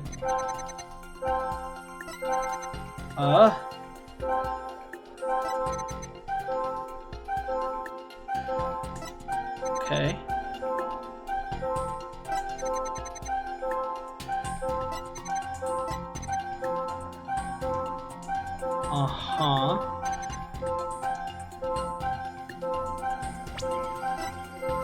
We'll try this one. Oh my god. Hold on. Just went into the room. Floor.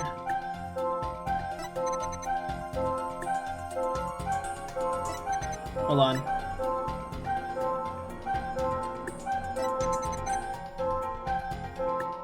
Okay. Got it! The amount of fear you felt is rather low despite your legs having given up from fright. Could something have lessened your fear? Actually, I did experience a sudden burst of courage at that moment. You did? Where did it come from? Let me think. Oh, it was Mama. I suddenly felt as if she was there with me. Okay, I'll enter sudden burst of courage. Now let's see. Ah, look.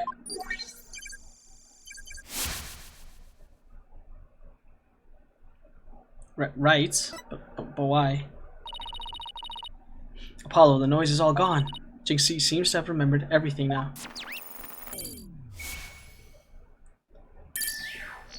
Bye-bye. A sudden burst of courage. Now where could that have come from? Jinxie, was there something that gave you a sudden burst of courage? There was, but I realized I had done something naughty when I thought about it later. Any idea what it could have been that gave Jinxie courage? Well, there is one piece of evidence that comes to mind. I wonder if she saw something like it at the scene of the crime. Was it perhaps this? Take that!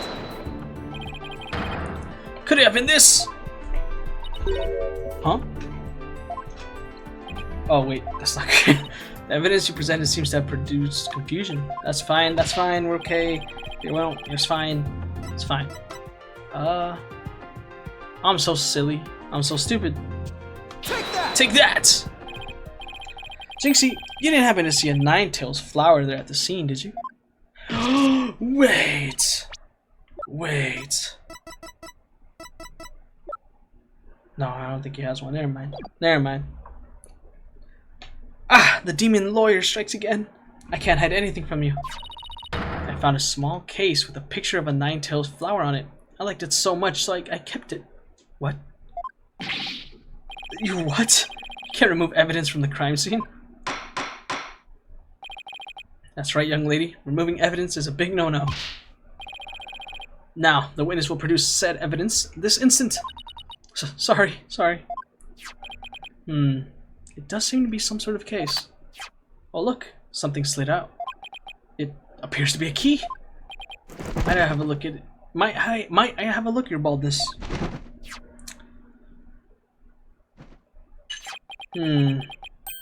Ah! This is none other than the master key to QB Manor. Are you certain of this, Prosecutor Blackquill? It matches the serial number of the key that went missing after the murder. A master key that went missing? Why don't I like the sound of that? Our little scamp here has stumbled upon an article of unimaginable consequence. It's a little melodramatic, don't you think? Heed these words, for I shall say them but once. The soul key to the Fox Chamber has been in this little scamp's constant possession. Ergo, she was the sole person who could use it before, during, and after the murder, which leaves a master key as the only other key that could have opened the chamber. But this master key was found in a room that had been locked by this girl. And your point is, until Jinxie Tenma's opened the Fox Chamber with her key, the room had been locked tight from the outside world, and there was no one else in there save the victim and his killer. I trust you have figured it out yourself by now. A killer other than Mayor Tenma himself would be utterly inconceivable. No!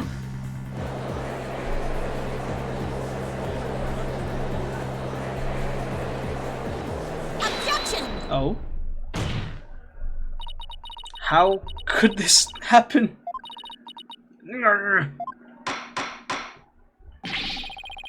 The defense's assistant will refrain from growling her frustrations. Athena, are you alright? I know Mayor Tenma's innocent, but there's nothing we can do. This sucks. Sykes, Dono. Allow me to put you out of your misery. Can I decline your offer? Abandon your client and your misplaced faith in him. Let the relief of a clear head and a clean conscience come rushing in. That will make the inevitable guilty verdict far easier to accept. Great, now he's playing Simon Says with us. Well, he's not going to fool us with his stupid mind games. Athena, don't fall for his tricks. Now I'm the one who's dazed and confused. I can't even think straight. Hey, are you alright? She fell right into his trap. Now, I suggest you make a mad dash from the courtroom and enter the wild blue yonder. Only by running shall your mind be cleared and your conscience cleansed. Alright, I'll be back in 10. Stay with me, Athena. Don't let yourself be twisted by that samurai. Apollo? Mr. Justice, I heard the word objection, but what is it an object to? Oh, right. That objection was more of a reflex than anything else. Though I was hoping something would come to me while I was trying to stop Athena. The court is waiting, Mr. Justice. Though as it stands now, I'll be forced to declare your client guilty and your legal skills suspect if this is it. Now, do you have anything that could have overturned the prosecution's case? Well actually I do. I'm Apollo Justice, and I'm fine. Apollo, you do have something more than your cords of steel, don't you? Not really, but we'll be fine. But I've got absolutely nothing. But that's never stopped me before. I have to explain how the real killer could have escaped that locked room. Because it's all over if I don't. Apollo, this calls for a new approach. Try to think outside the box. Or in this case, inside the box. And what a doozy that locked room is too. Well, Mr. Justice, do you have anything that can counter the prosecution's argument? You bet I do. The real killer must have escaped from the locked room one way or another. Vague conjecture shall only earn you a taste of my blade, Justice Dono. Time to do or die, literally. The defense will now explain how it would be possible to escape the locked room. You're sure about this, Apollo? Can you really explain what happened? I'm fine. We just gotta think this whole escape or locked room thing over from the beginning. So let's see. If the killer had escaped, how could they have done so? The choices are pretty limited. The room has a window, but it doesn't open wide enough for anyone to get through And there's a sheer cliff. There's a sheer cliff outside. And as for the air vent, it's up too high, and there's nothing you could stand on to reach it. And needless to say, the forbidden chamber wouldn't open no matter what we did, so that's that. Yeah, that's why we gotta keep the solution simple. Let's say simple is best. Like they say. We need to rule out all of the absolutely impossible escape routes. Then, whatever's left just might lead us to how the Fox chamber was compromised. Your Honor, the defense proposes that the killer escaped through here.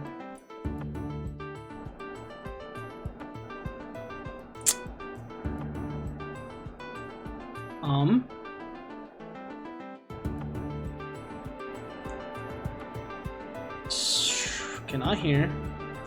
Not here. Not here.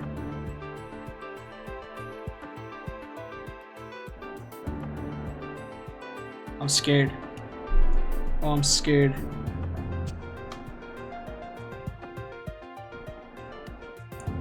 We're going with it. The hallway door? Well, yes, I suppose. It would appear you've already forgotten.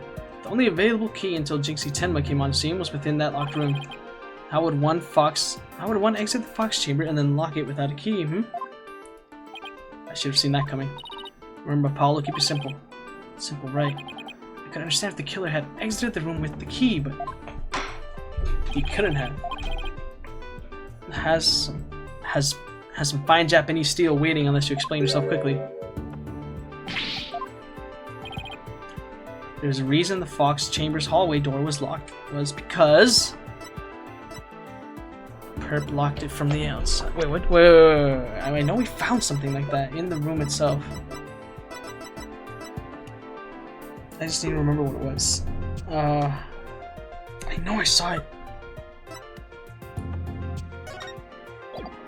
Hold. It was locked was because.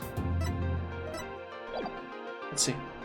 Tenma locked it from the inside. That makes no sense. It locked on its own. The perp locked it from the outside.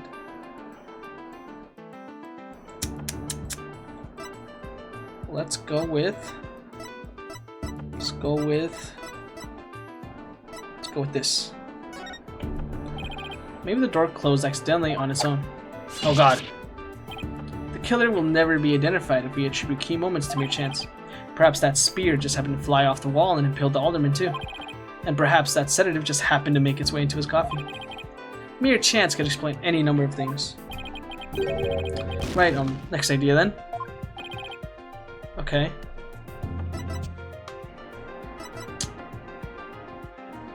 Hold on. After leaving the scene and calling the police, they passed each other at the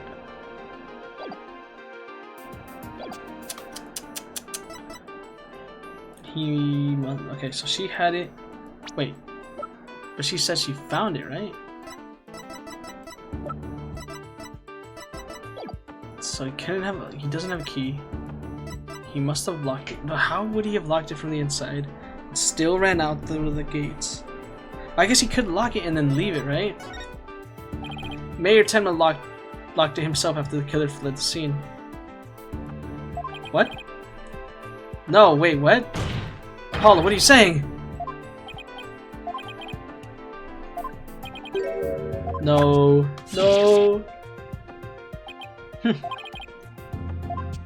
No, you have? The mayor's fingerprints were not found at the door or its doorknob. The only fingerprints found belonged to the alderman. Ergo, the mayor did not so much as touch the door. Oops. Alright, I guess he somehow locked it from the outside. What if the room was locked from the outside? Ow!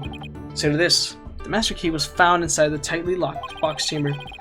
Any assertion that the key was removed from that room is a blatant contradiction of fact. Exiting that room before unlocking the door would require taking the key outside. But the key was found inside the room, which does seem like a contradiction. If only we could explain both. Like how the key could be inside the room and be used to lock the door from the outside. Well, let's see if the defense can respond before Prosecutor Blackpool draws his sword. Okay. We're on the right track. How? Okay. Slipped it in when the door was open. Threw it from outside. Changed the lock. That's not possible. Slipped it in when the door was opened. Threw it in from outside. Yes. You must. Yes. We'll go with this one. What if someone threw it into the room from the outside? You know, something like go out the hallway door, lock the room, and then toss the key back through the window. That would explain how the master key would be inside the locked room. And where would you throw it from? There's a cliff outside the Fox Chambers window. Throwing the key in there from there is an impossibility. Alright. Ah!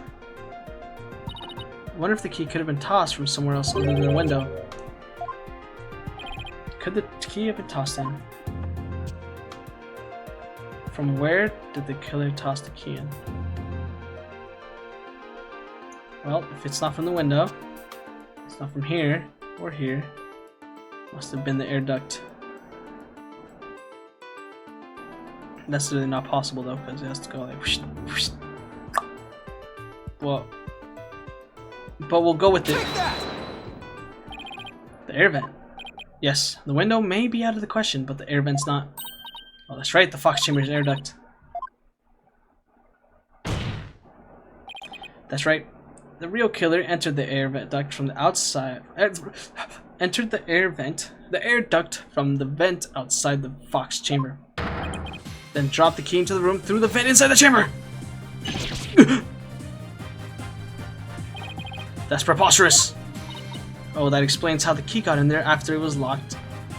After it was used to lock the door perfectly. Mr. Justice, I'm afraid I'm a bit confused. Don't worry. I'll explain it so even Your Honor can understand. First, the real killer disguised as Tenmataro murdered the alderman in the Fox Chamber. Then, they fled the room through the hallway door and locked it. Next, they entered the air duct from the vent outside the hallway. Finally, the killer tossed the key into the room through the air vent in the ceiling here. All that was left to do after that was to go back through the duct and flee the manor. Well, Your Honor, could that be any clearer? Amazing! Even I could follow that. The judge seems really impressed. That explains everything. The real killer was someone dressed up like Tenmataro, and there was someone else other than the mayor and the alderman in that room. It looks like that lawyer's beating the jailbird. Whoa, that was a total turnabout. That massive forehead of his seems to seem much more attractive now. Order! Order, I say. Now that I've proven a possible third party, I don't see how our client could be guilty. Silence! A valiant effort, Justice Dono, but your final thrust missed its mark. Huh? Both that little scamp and the tricksy Tanuki saw the yokai after it left the room.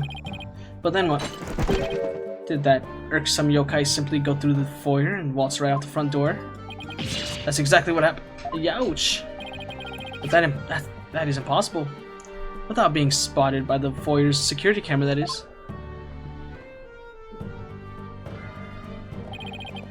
The electric eye here would have captured any pesky little yokai trying to escape. However, there is no sign of Tenmataro anywhere in the security footage. What? Save for the foyer entrance, there is no other way to flee the manor, is there? I don't feel so good. Wait, I believe there is another way to escape besides the foyer entrance. There's a large window in the foyer. It's possible to escape through there without being seen by the security camera. Oh boy.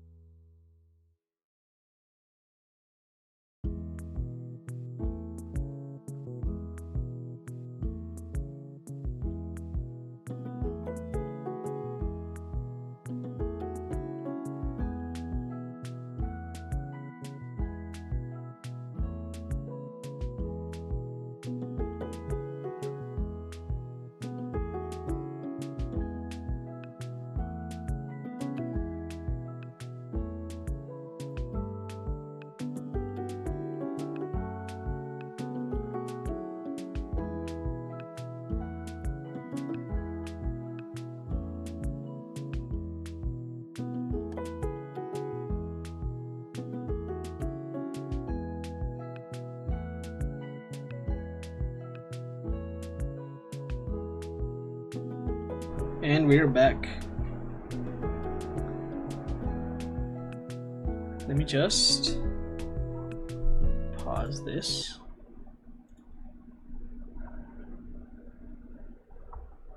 What the heck? Oh, right.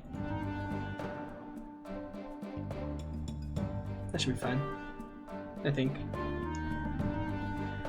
Okay. Swap back over here. Hey, you're right. Silence! Must I point out every crucial detail to the offense? It seems you lack not only brains, but investigative prowess to boot. That is the cliff side of the manor. The only killer escaping that would be a dead one. Wait, so the killer didn't escape out the... What the heck, right? Ha! I suppose your next proposal is the killer sprouted wings and flew off into the sunset. That would mean the killer really was a yokai. If only we had some sort of evidence that could point to a flying killer. Who's saying we don't? As completely far-fetched as it might be. What? You're saying you can prove the killer could fly? Whoa, I thought I was the one with cords of steel. Oh, I can't wait to hear this. Your Honor? What evidence do you have that the killer flew away? Why this very specific one? Take that! Take a look at this special edition paper. Tenma Taro, real or flight of fancy? What does this article prove, Mr. Justice? The photo in that article was taken shortly after the murder. Maybe the yokai in that picture is the killer shortly after they fled out the window. Mr. Justice, you're not seriously suggesting... Oh, I'm serious. I mean, it all adds up. The killer disguised as Tenma Taro flew away, you know, by some way or another. Silence! My first band. Oh, I'm ready. There we go. It is your brain that has flown away from the coop. That image is not but trick photography or some other form of artifice. Okay then, how about the Tenma Taro figure Mr. Filch saw? It just vanished into thin air. No, there is a rational, common sense explanation for that. That infernal yokai, our tricksy Tanuki, witness never reached the entrance. He, or should I say she, turned back before the camera's electric eye. She? Now, the fact that we know the yokai had come from the Fox Chamber means that it was likely either Mayor Damien Tenma or his daughter Jinxie Tenma. However, we know that Mayor Tenma was already unconscious at the time. Gulp. Not good. Not good at all. Do you understand the gravity of the situation now, Justice Dono? The falsified yokai remnants and the appearance of Tenma Taro were the work of one individual. And that individual is none other than Jinxie Tenma!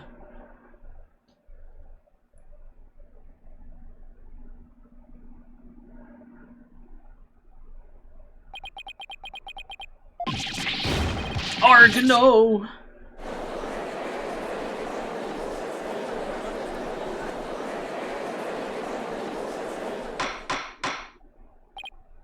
Order! The defense will stop competing for the greatest freakout ever. The little scamp was no doubt simply trying to protect her father. And it's no wonder that her superstitious mind conjured up this mad masquerade. Prosecutor Blackwell's assertion makes perfect sense to me. It's far more convincing than saying the killer escaped by flying out the window. Did you really believe this could end any other way? Did we fall right into his trap? What do we do now, Paula? Our case no longer stands without a real yokai. If only we had one. Bailiff, seize her! It is time I interrogate her as a samurai of your wood.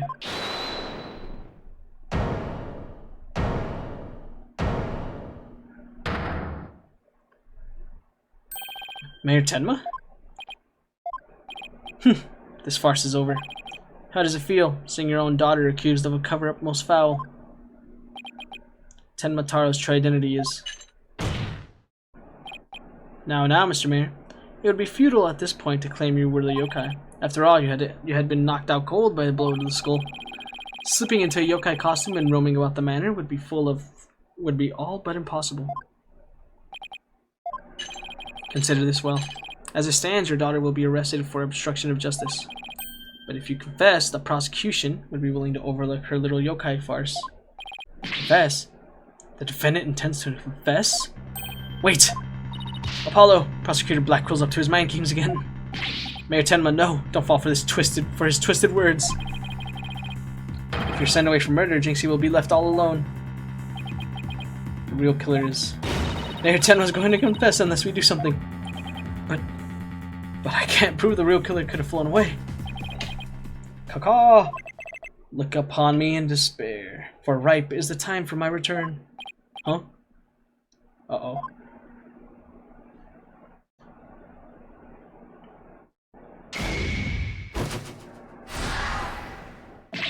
Caw-caw, foolish mortals. I am Tenma Taro, the yokai you seek. Mayor Tenma? Silence! I'm Tenma Taro, freed from the bonds binding me to the Forbidden Chamber. Behold, the return of the Demon King! But the Demon King? Well then I think to take a vacation.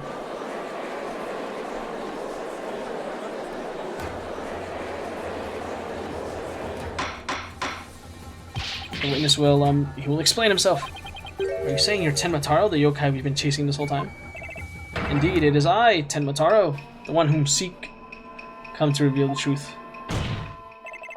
This child is Tenma Taro, you say? Ha! What nonsense!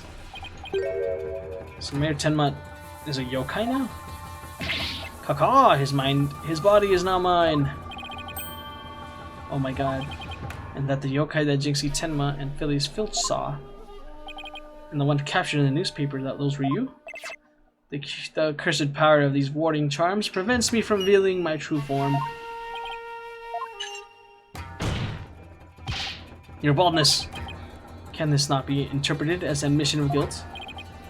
Well, confession by a yokai would be quite unprecedented. Be that as it may, the defense's case has been overturned. Huh? What? You claim that the yokai that little scamp saw was some kind of third party, the true killer. The one who escaped from the locked box chamber, but it was the accused all along. Arg. Ironic, is it not?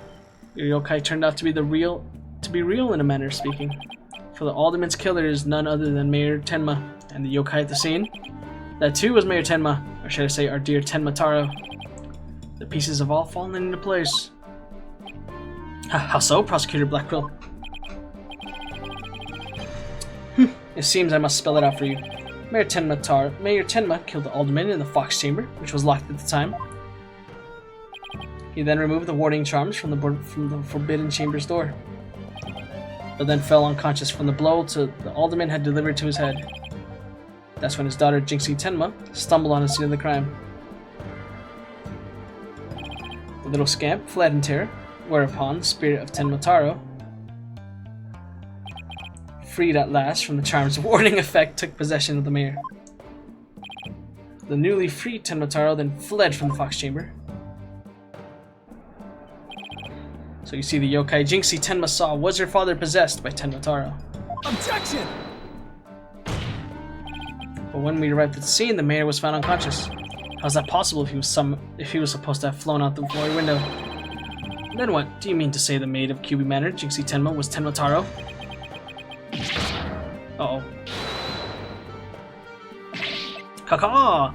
That too is easily explained. Flew about for a time, did I? But presently, tired, I made for the Forbidden Chamber. But alas, exhaustion took me unawares in the Fox Chamber, and I knew no more. It would seem the pieces are still in place. Is Black Quill up to his tricks again? I don't know what to say. Is the defendant in real life? So the rumor about Mayor Tenma's true? I knew yokai were real. You mean he really did kill Alderman just so he could release Tenma Taro?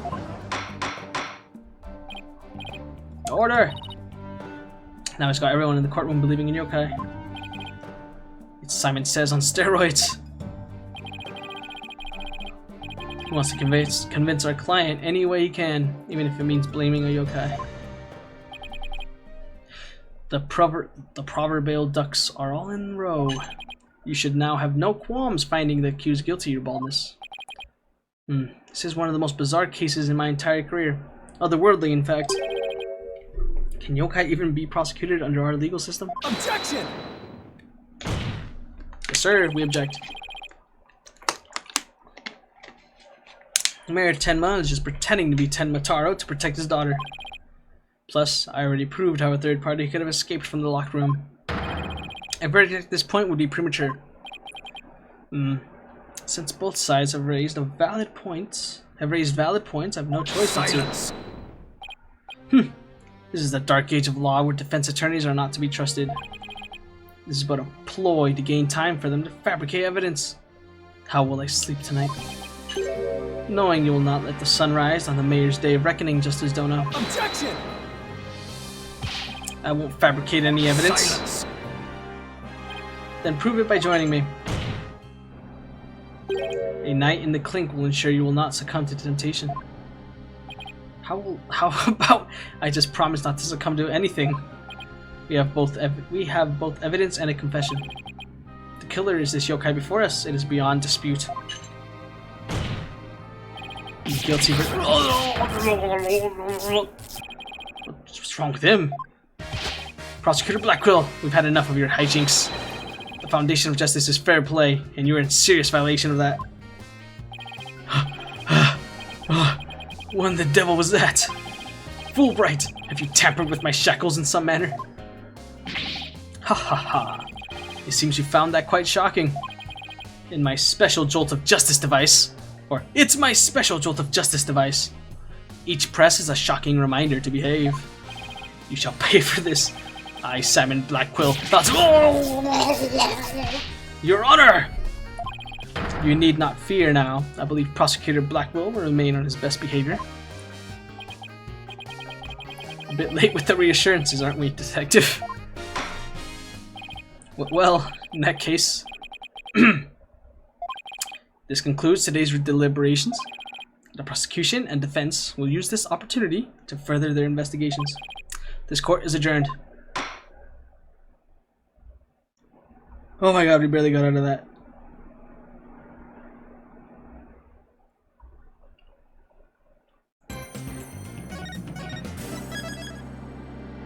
Investigation complete. Now returning to games menu.